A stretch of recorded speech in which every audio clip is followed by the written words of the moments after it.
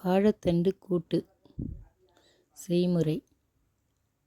50 துவரம்பருப்பில் தண்ணி ஊற்றி 10 நிமிஷம் ஊற வச்சுட்டு, ஊறின பிறகு எடுத்து குக்கரில் போட்டு, ஒரு வெங்காயம், ஒரு தக்காளி, வாழைத்தண்டு துண்டு துண்டாக அரிஞ்சு வச்சு அதையும் சேர்த்துருங்க.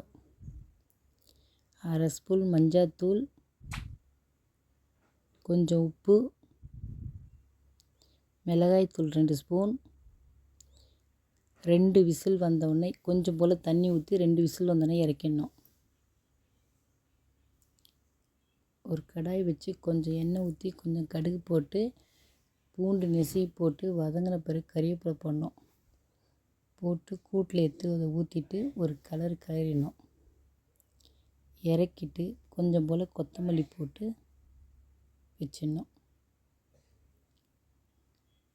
எப்படி இருக்குன்னு செஞ்சு பார்த்துட்டு சொல்லுங்கள்.